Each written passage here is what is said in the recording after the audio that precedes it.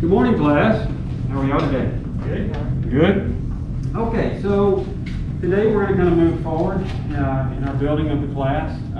We'll pull some stuff that we've already kind of looked at and talked about and kind of add to it. But today really focuses on knife skills, knife safety, selection, care. So by now, hopefully you've already had a chance to do your reading assignment. You've completed watching the videos, looking at the PowerPoints, and also completing your quiz.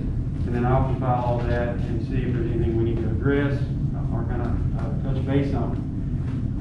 So what I want to do now is kind of look at this from a different angle. I call this the cutting edge. I know that's kind of cliche and kind of funny, hopefully, but it's a serious kind of subject too at the same time. So our outcome of this is going to be a much better understanding of how to use our knives, how to hold them, our care, our selection. So then the objective will then be, after you hear me talk, do a demo, we'll go into the lab, and actually let you start producing the cuts. We're using the ACF classical cut methods, our measurements, which this is the chart that's on your blackboard system, and this gives you the exact picture and the dimensions of what we're going to be doing. I like this chart because it does give you the exact dimensions. Your textbook also has kind of the same information in it. And then on this other chart I've got for you, it's on your blackboard. These are different types of knives. And there's a lot of them out there. Now, will I be able to go through and give you an example of each and every one of these? No, I don't own this particular one. I don't have a scimitar. But I've got enough of these that we can kind of go through some of the basic things and talk about those. So, I want to move back over here and kind of start talking to you a little bit more on how knives are made. The first disclaimer, though, I do want to say I don't work for Dexter Russell or Wusthof or any of these big manufacturers, so I don't get any money by talking about these products. But this was a little kit that Dexter Russell sent us, and this is really kind of focusing on how they're made. If you can imagine when the companies start making them, there's this huge roll of steel that they take and then they'll process it and almost use kind of like a little cookie cutter to do a stamp. And that blank looks like this right here. It's in very rough shape.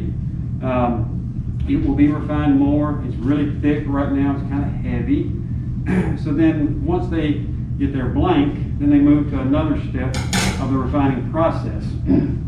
By doing so, they'll start grinding it down and doing different heat treatments with it. You got to remember too, the metal that's used here is like a recipe we would use in the kitchen. There's different recipes they use to harden the steel, to provide a better edge, and so on and so forth.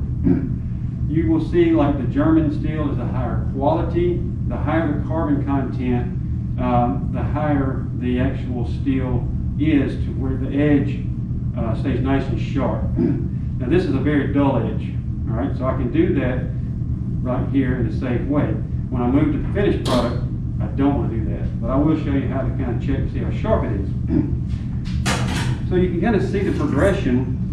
We do have some grinding marks. It's getting to be a little bit thinner. They're starting to kind of develop the edge at this step. Then at this stage, this has the beveled edge on it. That's about a 20-degree edge right there. There will be a little bit more refinement after this stage, but it's really starting to shape up and look more like a knife. If you actually compare, the original blank, this weight here to this, you can feel a difference in the blade. Last step here is the actual finish step. That's where they'll double check to make sure that the edge is really good. They'll look for any flaws that may be in the blade. And then they will actually go through another process and put the handle on it. This particular one has a plastic handle. You can also get some that have a wooden handle. Again, this is Dexter Russell. This happens to be a Victorinox or Forstner. My personal knife, and I'll explain a little bit more why I chose this brand here in just a second. But then you get the final product. So anytime you're buying a brand new knife, one, there's no need to sharpen it. You can go right ahead and start using it. Two, when you look at a quality, It has this NSF stamp on it, which we talked a little bit in a previous chapter about what that means and the standards and so on and so forth. So that means it meets a standard. Now, let's say, or actually in the process of making them, that makes sense. Now there's a little bit more involved in it when you're doing like a forge versus a stamp. I don't have a good example of a forge knife, but that's a little bit of a different process they go through. Sometimes they'll use a Damascus steel, a lot more expensive, but they're great knives. They do hold their edge really, really well. But in the case though, like this particular knife here, it does have a little bit of a bolster on it here. It kind of helps you with holding it and using it. But if you use these a good bit, your edge is eventually going to kind of wear down. If you were to look at this edge through a microscope, it kind of looks like this in a sense. It's like these little bitty small fingers. Over time, if you're using it, it kind of bends them down just a little bit. So then the idea we want to do is to kind of bring that back to a correct edge, honing the knife in a sense, or refining it just a little bit. That's where these two tools come in, all right? And the difference is, this is just a traditional steel, nothing really spectacular or special about it. This one, though, is one of my favorites because it is a diamond steel. To me, this puts a little bit, or kind of brings back that edge a little bit better than this one does. They both are going to do the same thing. Now, with either one of these, make sure before you use it that it does have a protective handle of some sort or a little guard here. I'll show you two different methods on how to use these. But with this one, we'll start at the back and then go to the tip. And we're going to try to do this on both sides and try to keep our 20-degree angle correct. So we'll start and just go down. Come back. We're going to kind of do this a little bit slow at first because we want to make sure we're doing this correctly. How many of y'all have ever seen on one of the great TV shows where they're doing all this crazy stuff? Don't do that. That's just an accident waiting to happen. Now, if this guard is not there, you can, I'll do it on top of a rag. You can do this on a rag, you can do this on a cutting board. I don't like doing this on stainless steel because I'm going to go all the way down, but I'll do the exact same thing. The chef's knife is a little bit longer, so when you draw it that way, you've got to be very careful on the bottom. If you had something that was a little bit smaller like this fillet knife, it's a lot easier to kind of do. Preferably, I like it this way better. So the more you use the knives, the more you need to use this. But again, if it's brand new, you probably won't have to do this right out of the gate. Same thing with this particular one here. We're going to start at the bottom of the knife and go to the tip of the knife. Same motion, same approximate 20 degrees. Now be careful too. You don't want this to be flat, but you don't want it to be way up here. So 20 degrees is somewhere about right there. It's just a nice smooth technique. Okay, that makes sense? All right. We're going to clean that off a little bit. Now let's say that you do need to sharpen this. All right. You're going to find a couple of different techniques. Everybody may say, well, this technique works better, or this technique works better. I like a push-pull technique, but this is our tri-stone, and it's a whetstone. There's other types that are out there that are made with diamond dust. They use maybe a water. This one actually uses a honing oil. This is kind of mineral-based. This is designed to help kind of lift any debris that's in the stone and kind of push it away as you're doing the knife. The other reason and caution that I say use this as little as possible in a sense where this can become your steel can actually be used more. Every time you make a stroke, you're taking the metal away. And if you do this incorrectly, you can actually get a little dip right here in your blade. Now, you may think, well, that dip's not going to hurt anything. It will. Because when you go down to make your cuts, it's not going to cut all the way through your product, so your product will stick together. That's not a good thing. This particular one, though, has a fine, a coarse, and a medium. And when we can check to see a little bit about our edge, and I'm going to make a real quick recommendation. Now this is coming from a safety perspective. I can pull my thumb across this edge and kind of feel it. If it kind of feels like it's grabbing, it's pretty sharp. If it doesn't kind of grab a little bit, it just kind of like slides right off it, it may need to be sharpened. Now remember, I'm not doing this. I am doing it at the back of the knife too, so I trust myself, I can see what I'm doing. But when it comes to the actual edge of that blade, it's just a real quick little pull, and you'll feel it drag. But I'm not digging in, I'm not sliding in, I don't want to cut myself, I just want to kind of feel the edge.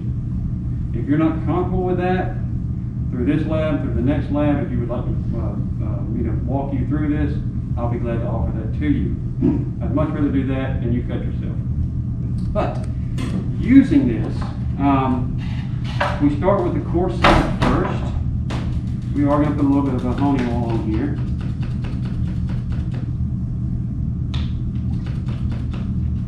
Okay, so that doesn't work. Oops. We'll just pour just a little bit on. It doesn't take a lot. You don't want this to be like so thick and heavy that you can't actually do it. The other thing too, being mineral-based or mineral-based, we don't use animal fats, we don't use vegetable oils. All of those can become rancid, they can cake up and they can stick on it. It just causes a lot of problems. So make sure you're using a honing oil. This actually came with this particular sharpening stone. And I think these run around $150 to $200. You can look online and you can find some that are cheaper if that's not in your budget. But same thing, we're going to still stay with our 20 degrees. That 20 degrees hopefully will stick with you throughout this whole discussion. But I'm going to start at the tip and I'm going to push it away and then I'm going to flip it over and then I'm going to pull it back. That's why I call it that push-pull. There are other techniques where you might want to go this way and then come back this way. I always have found this one to be a little bit more awkward for me. You may find that works best for you. But this is what I'll use. Push, pull.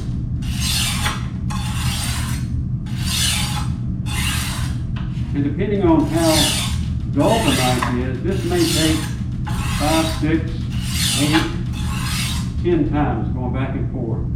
In the meantime, if you want to just kind of clean it off so you make sure you're getting any debris away from the bevel, and just kind of feel it. That's get to be a lot more sharper on that edge. And that's kind of what I'm looking for. And then we'll go to the medium stone. And again, this is just going to refine that edge a little bit more each time. We'll pour just a little bit of our honing oil on here. Do another quick little clean. Now you'll notice I'm doing it flat here. That's safety reasons. I never want to hold the rag in my hand and then pull the blade and wipe it off this way. What could happen if I do that? If I cut through that towel, what's behind the towel? My hand. Not a fun experience.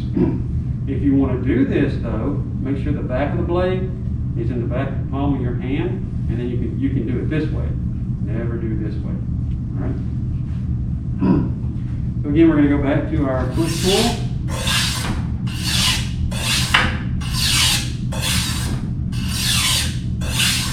And this one really was not in real bad shape to begin with.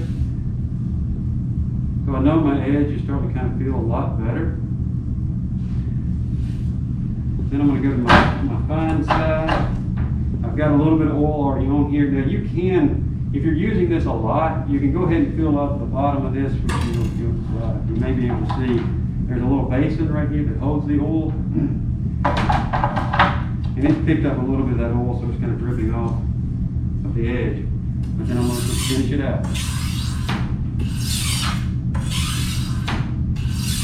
It's kind of like sandpaper. If you've ever used sandpaper, you know the different grits. You get down to the finest grit, and you just make things nice and clean and smooth. That's what this does to that edge. Now, you may think also, well, I'm putting too much pressure down here. I'm really not putting any pressure at all with my left hand. It's more or less my guide hand, and then my right hand is what's actually doing there. And I'm not putting a lot of pressure on here. I don't want to sit here and kind of do this because that could create an unsafe situation. We'll clean it off again. double check. Now, if for some reason you do not feel comfortable doing this right here, that's perfectly fine. You can always do the paper test. And if you hold your paper to where that edge is nice and firm, it should just make a nice little clean cut, and that's doing so. And you can actually look to see. This is a big dull one. I don't know if that's an charger. If it's really, really dull, you'll see kind of a jagged edge right across that piece of paper. So again, if you don't feel comfortable here, use this. That's perfectly fine. But if your knives are new, you won't need to do that. This is only as we kind of progress down the road, and you've used them a lot. All right. The last little finishing touch, I'll go back to this and run it across here just a few times, just to make sure we get any birds that may be on there, kind of clean it up. And that right there should be ready to use. Now, the question becomes also, how often should I use this? Well, a lot of times, it depends on how much you use this. If you use this once every 2 weeks for 30 minutes, probably don't need to use this that often. If you use this every day, 6, 8 hours, then you're going to use this a lot more. So it's a variable on how much you use this. So with that being said, any questions about this process? Okay. So later on, probably in about 2 or 3 weeks, when y'all have had a chance to kind of do some knife cutting in the lab, we'll go through this again, double check to make sure that all of this makes sense, and you understand how to use that. All right.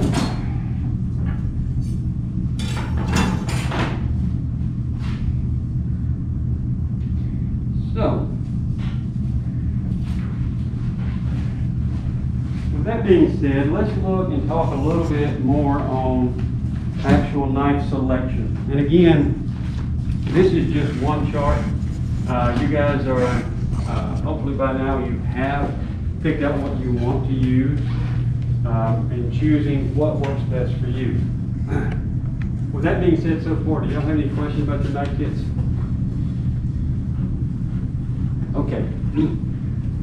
Now, when we are really taking a closer look at what to buy, I've got 3 examples here. Dexter Russell, Mercer, and Portland. Will they all do the exact same thing? Absolutely they will. Now, they're all high carbon stainless steel. They all have the NSF stamp, so they've kind of checked all those boxes off. But there's a little bit of difference. To me, we'll kind of categorize this differently. This is kind of more your high end. These are going to probably fit more of your middle of the road to do everything you're going to need in this class. And then if you go to a big box store or maybe a yard sale and you're looking around and you find a chef's knife and you think, well, hey, I'll just buy that because it's $20. More than likely, it's not NSF. It may not be the quality that we need, so we have to be very, very careful with that. There are a few things also that you're going to want to look for. And this one's a little bit easier to tell. We want to make sure that we have the handles. If it's a wooden handle, it's riveted on, and they're in good, shape. And this one is. This one, the metal also runs all the way through the handle. You may see, or you may have a little bit of a harder time seeing it here. It does run approximately right about here. All right. They did put the bolster on it, so it does kind of have a little bit of a heavier feel. These are different grips. I personally kind of like the wooden handle a little bit better than I do this, but this has got like a little texture to it, so therefore it won't slip around as much. The plastic that Dexter uses on this one, to me, is a little slick. If this gets wet or a little bit of oil, it can slip, creating something that might be unsafe. I'm not a big unsafe fan. Now, how do we pick? How do we know which one of these to choose? I'll go back and use a little bit of that right tool, right job. In the kits, or in the sets, in the kitchen, this is the most used tool of all. The chef's knife is very versatile. does a lot of different things. But when you start looking at other things like the video that I've got on there, how to fillet the fish, then you're going to want something like this right here. This is the fillet knife. There's a boning knife. The boning knife is a little bit thicker. It's a little bit wider here. It's more rigid. This one is very flexible, and we want that flexibility for what we're doing. All right. If we're boning out a chicken, we don't want it to be flexible. We want to kind of work around that joint or down the rib cage, whatever the case may be, real easy. If we're filleting a flat fish, we want to kind of work along that rib cage real easy. Then we flip the meat off, and then we just slide it right up underneath the skin and the meat and the flesh of the fish. So in some cases, we want that flexibility. Now, as you kind of progress, if you've decided on the kit that we have that's made by Dexter Russell, that's a great kit. Nothing wrong with it. But let's say you want to pursue this even further, and you know for sure that this is your career choice, this is not something that I'm just going to do at home. That kit works great for home use too. But different manufacturers have different quality standards, and the one recommendation that I would give to you is pick up the knife and feel it. See how it feels in your hand. You know, this one to me is a little bit heavier, but it does have a good balance. You may find that it's too long, so you may want a shorter one. You may find that like the Centuco, which is a little bit of a different design, works better for you. Me personally, I was sold on the Victorinox Forstners, and I had the Wusthoffs, I had the Globals, I had different brands that were still expensive. You know, you'll find these in the range probably $60 to $80 maybe. You can buy the kits. There's all kind of options of that. But I really felt like this was the match for me. It just felt right. It felt good in my hand. And a lot of the stuff that I do with these, it just works. You know. So you've got a small assignment going back to your definitions page, and this picture is on the Blackboard system. So what I want you to do is go through and kind of identify and define each one of these knives that are on the chart. Like the two different types of paring knives. There's a bird's beak and there's just a straight edge. The bird's beak is designed for certain things like tourneing. You know, I use it a lot in fruit carvings. So we can use both in a lot of different ways. If we're just doing certain things where maybe we're slicing up strawberries, a regular paring knife would do that. In my opinion, if you buy a bird's beak, use it strictly for tourneing and you know, fruit carving and things like that. They're a little bit harder to sharpen, but you still can. But a great poster to use and illustrate the different cuts or different types of knives that are out there.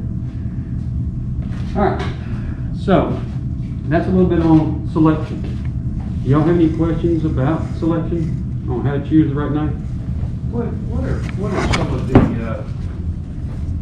you mentioned some makers pretty quickly. What are some of the makers that, let's just say, you would recommend? Okay, kind of give you a broad spectrum in a sense, like Dexter Russell, Mercer, Mundial. There's some cheaper ones that are sold like these big box stores with Cuisinart. I don't like those. They just don't feel right. To me, they're not the quality career that I'm looking for. Forstner, Global, Shun, Hinkle, to me, those are kind of the four top ones. And that's what sold me. I had some Hinkles, I didn't like them as much. They had a little bit of a smoother type handle like this. It wasn't, it didn't have this texture. So every time it got wet, I felt like I was slipping. A friend of mine let me borrow his Forstners that had this rosewood handle, and it just fit. It just felt good. So I prefer the Forstners. Now, you can ask that question to 10 different chefs, and you may get 10 different answers because a lot of it is an opinionated answer. I think a lot of it just depends on your budget and what fits and feels good for you. You know, I've got a Dexter Russell Chinese cleaver. I think it cost me $25. Well, after I bought it, I used it more than I used this for chopping vegetables. It just felt right. So you need to feel them. You need to try them. You know, and any time during our lab today, if you want to try this one and see how this feels, because maybe you want to upgrade in a sense, you're welcome to use this one. You know, but good question. All right. Anybody else? Okay. With this, we want to now talk a little bit about care. And the care meaning that this is how we sanitize, we wash, we clean and kind of prepare those. Obviously, you know, this being a wood handle, we've got to be careful with water, detergent, so on and so forth. Honestly, hand wash these. Wash them in soap first, rinse them, and then put them into your sanitizer. And you're going to be a lot better off than if you were to take them and throw them in the dish machine.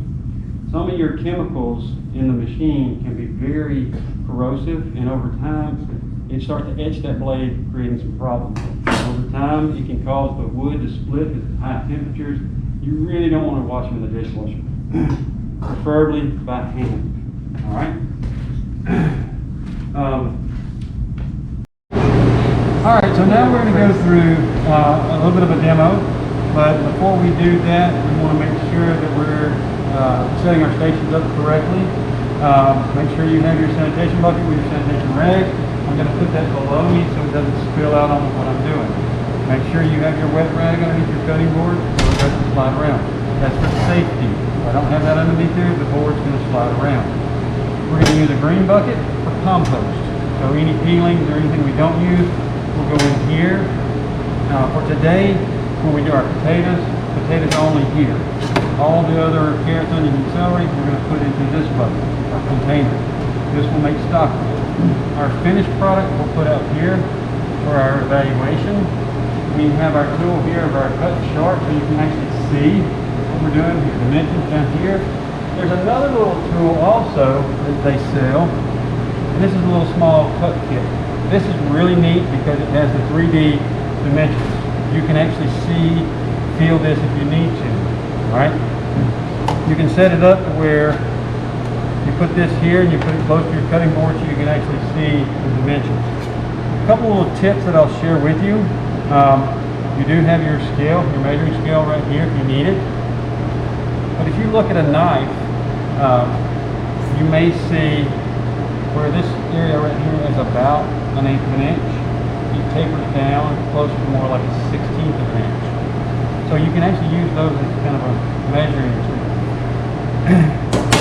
2 inches. Your little last joint on your pinky is 1 inch. You put those two together, that's approximately 2 inches. 99.9% of the time that works. Occasionally it doesn't work, but that's an approximation of your 2 inches. So things like julienne, it's an 8 by 8 by 2. That's some ways that we can determine our width of what we're cutting. Our goal is to be consistent with this. We want as square as possible. That's going to help with our cooking, our presentation, and then just the overall ability to kind of hold the knife correctly helps with those factors. So, remember earlier we mentioned fingers, curl them under, we want to keep it. The challenge you're going to see, if you look at any of these products that I've got a carrot, onion, and celery, they're all naturally round or something like that. How do I get something that's round square? Okay.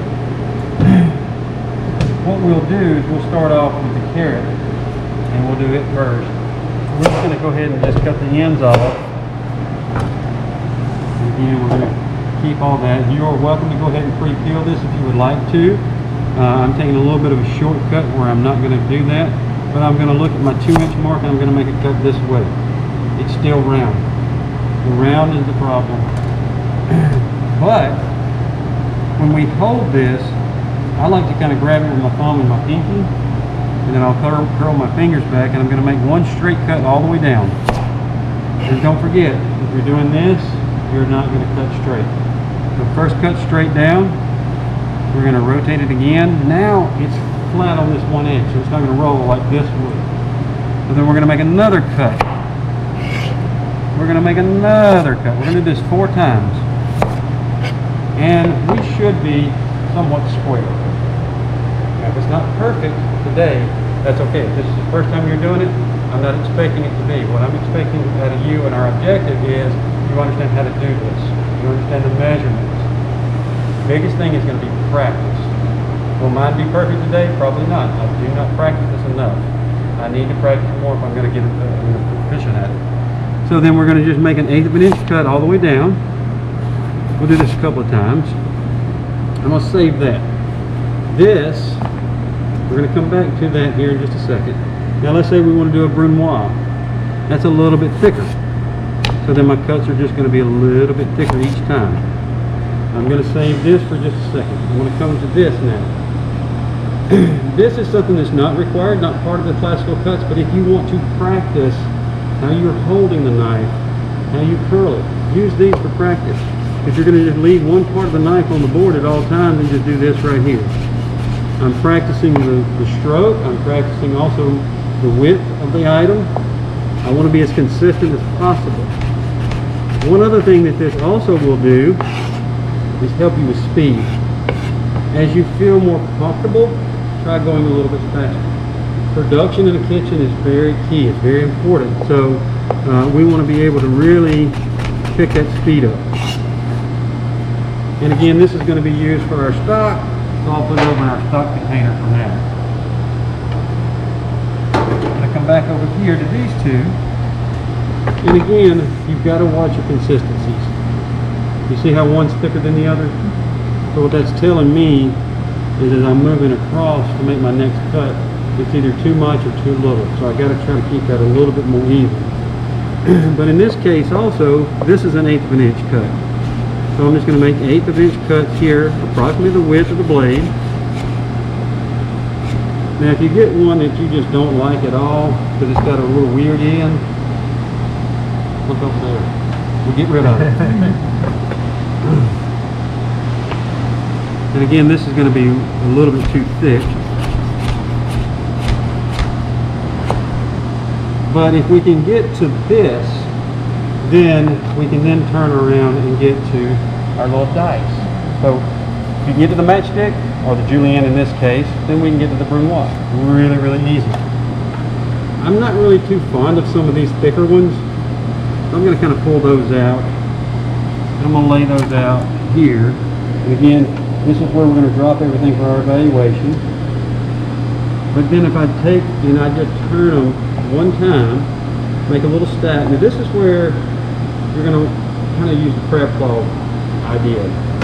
And we're just going to make cuts straight down. We're moving the knife. I'm not really forcing the knife to the left, into my left hand, but I am just kind of trying to pay attention, and I'm looking down on top of it, trying to get these as square as possible. One way that you can do a real quick evaluation is just look at them. I see some that are a little bit larger than others. I see some that are smaller than others. This tells me that I need to practice on my consistency. All right? That's kind of like something that you can do as like a little self-evaluation. And then when y'all get through at the end of yours, we'll do a one-on-one evaluation of it. And that's a good example too of where I say you have to practice this. It's not going to be something that'll happen overnight. So on this, we're just going to cut these a little bit thicker. So there's a representation for... Okay, so once you've got your cuts done here, I'm just giving you 4 quick examples. We can then compare it to our 3D model here. We can also then compare it to this. In today's video, this is going to be the easy way, or one way, to fillet a round fish. This was ordered gutted or drawn, so there's no gut here. But there's going to be telltale signs of where to cut the particular fish at. You can see this fin here tells us we need to work right or left. It kind of goes straight in above the spine. So I'll make my first cut along through here, follow it up towards the head. I'll make one little small cut right through here to kind of open up the fillet itself. I'll have to be very gentle with this, but I can just lightly raise it up and make another cut here following the bone line.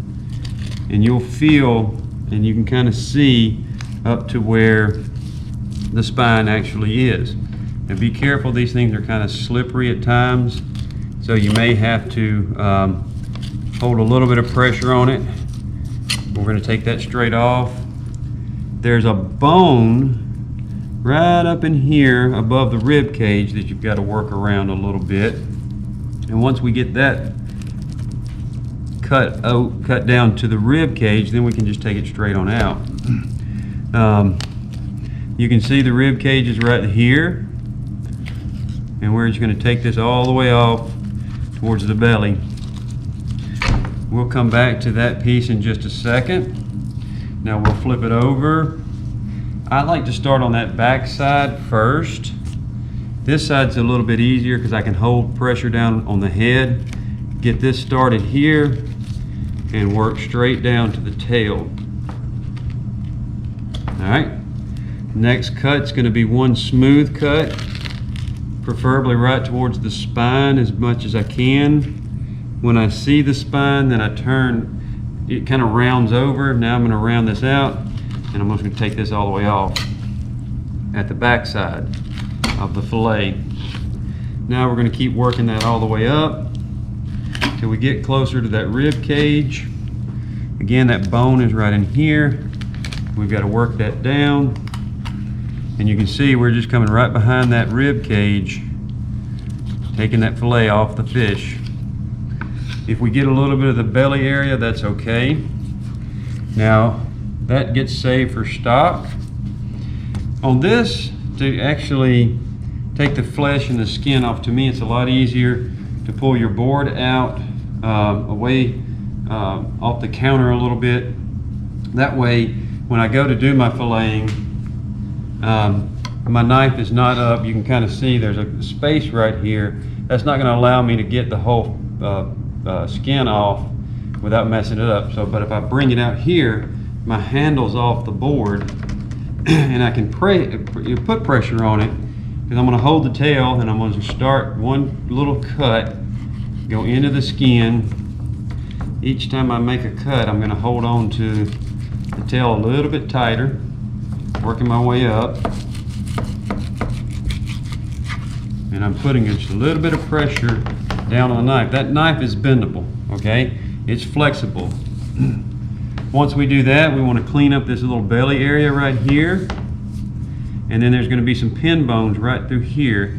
If we make a little angle cut here and an angle cut here, we have now removed all of our pin bones, exposing one nice pretty little fillet. Alright, same thing on this piece. We're going to go in and start this, grabbing a hold of that tail. I'm not working the tail, I'm working the knife. I'm letting the knife do the work for me to where we get as much off as possible. So that skin's removed. We come back and just check our belly area, just a slight angle. We need to clean that up. Find our pin bones, slight angle, and we've now removed our pin bone. So our fillet should be nice and pretty on this back side. You can always kind of clean some of that up. This right here is just a little excess fat we don't need. Being a smaller fish, it's got a very thin, small bloodline.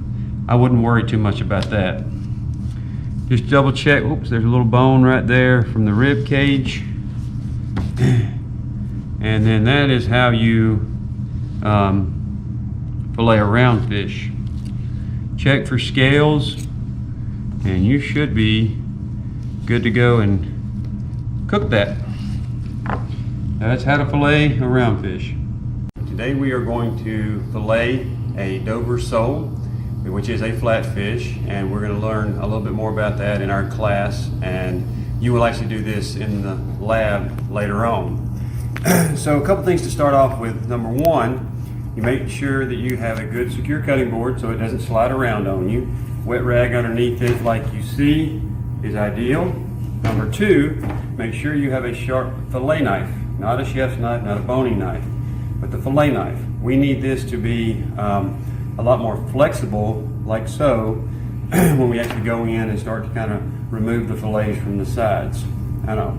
So our first step on this, we're going to make a little cut on the end of the tail, kind of pry our skin up. And with sole, this is a lot easier to do. Flounder is a little harder to do. If you need to, you can use a rag but you kind of start just lightly peeling the skin up, and then you can peel the skin completely off. That just gets thrown away. We're going to flip it over and do the exact same thing on this side. This will make it a lot easier after you take the fillets off, so you don't lose too much of your end product. Now the good thing about your flatfish is they tell you kind of where to cut. If you follow straight down the backbone right through here where the spine is, you're going to get two sides, top and bottom. And with this, you're only going to use about this much of the tip of your knife. First cut I like to make is right around the head, right through here, all the way down to the belly. Second cut is going to be straight down the top of the spine. This kind of opens it up just a little bit so you can kind of start working the tip of your knife in. You're going to go in and make one straight cut. This is not a sawing motion, it's just a straight cut all the way down. And then you're going to take it all the way out on your last cut. And then you get that fillet. Now if you want to work it with the head away from you, that's fine. I prefer to flip it with the tail away. And then we're going to do just the exact same thing on this side. And we're not putting too much pressure here with our left hand. We don't want to tear the flesh up, but we do want to get in here and remove it from the actual carcass. Don't worry about some of this stuff right now. We can always come back and clean that up. Now we're going to flip it over and do the other side. Cut number 1, cut number 2, and then we just start working on each side of the spine. It's really an easy process. It's not that hard, it's not that difficult. Don't be intimidated by this. You may occasionally run into this situation here. This is your rib cage. You can just slightly kind of come in at an angle. We're getting down into the belly area, the air sac, and also the, this is actually the egg sac here. But we're just going to kind of cut that fillet off like this. We'll come back and clean that up.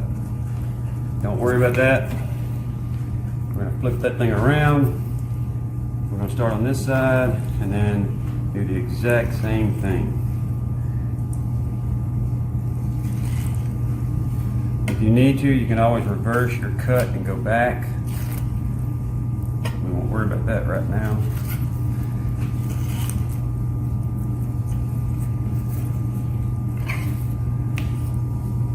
So there's our 4 fillets.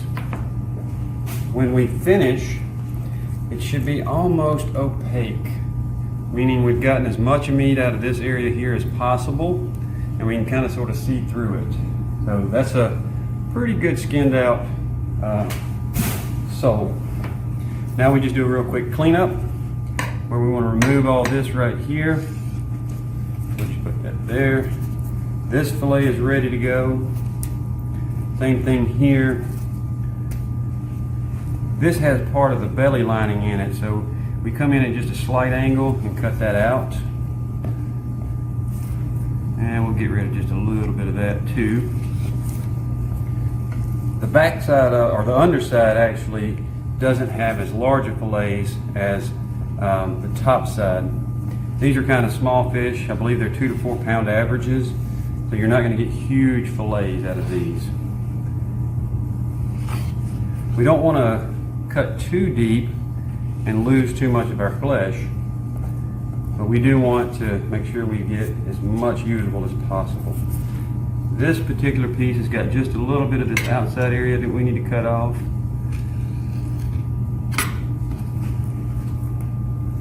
And there may be just a little bit more right through there.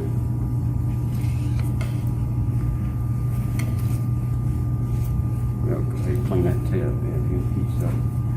So then that leaves you with 4 nice little fillets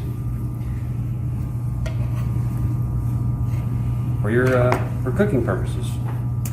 We'll come back and actually do a quick saute with these in just a minute. Show you that on the second video.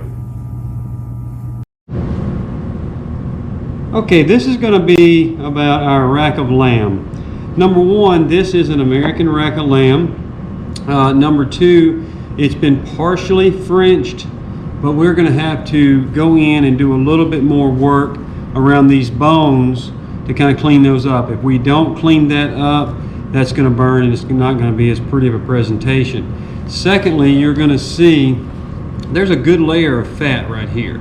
Some people will leave this on, some people will kind of trim it down through here and then pull some of this part off. But to me, this is a little heavy, and you can literally just kind of start pulling your way back on this fat cap. If you want to, you can run your knife through here and that'll just kind of pull right off. I like to do a little bit of both. Now from here, I'm probably going to leave the rest of this fat on here. As it cooks, that fat's going to kind of melt down and give us a whole lot more flavor. Of course, if you wanted to trim some of this up right here, I mean, you can. It's up to you. And if you wanted to make this a little bit further down the bone, you can. It's just all in preference. But what I'm going to do is I'm going to show you the easiest and fastest way to kind of trim out and get rid of all of this unwanted stuff on our bones themselves. One, I'll make a quick run across the bone line right through here. Not going to hurt anything. There's a little chunk of meat right here. If you want to go ahead and remove that so everything else looks a little bit more uniform, you can. This could be ground up into sausage. You could make little small mini kebabs with it. It's not a lot of meat. I'll flip it over and do kind of the same thing. Just run a little line right through here. And then you're going to use the side of your knife. You're literally going to take this knife, and this may sound bad to you, but you're going to kind of scrape it forward or backwards. Usually, once you get that thing started, it scrapes real easy. Be careful not to, take off one of your fingers, of course. But once you get it started, like I said, it just peels right down. A paring knife sometimes actually works a little bit better. You're going to want to put a little bit of pressure on that. We'll kind of pop it out a little bit like this and then kind of pull it back. I don't know if you can see how clean that now has become. I don't really have the right, I need a boning knife for this where I've got kind of a fillet knife, but you can see how easy that is to kind of pull back and scrape off. You may have to kind of move your bones around a little bit, but once you get it in the right spot, you can just really work that down. Okay, so now that we've gone through and shown you a few things, gone through the demo, discussed everything, just want to do a real quick recap and review. Looking at our goals, objectives for this particular class, don't forget we have covered our selection, what type of knife to use when, what brand to use, what brand you prefer for your personal knives. Also, in our care section, we talked about how to wash your knives, sanitize them, not using the dish machine because that chemical can be a little bit more abrasive to the metal, and then going over all of your knife cuts from the classical chart here. So you'll follow this in the lab, put it out like we did for your evaluation, but this is also good information to kind of keep in your mind. If somebody asks you to cut a julienne, you know what size it is. Other notes that we'll wrap up our class, make sure you've got your homework done, your PowerPoints reviewed, any demos that are videoed, your quiz, and kind of wrap up those notes and things of that nature. Do y'all have any more questions about anything? No, sir. Well, good deal. Let's go have some fun.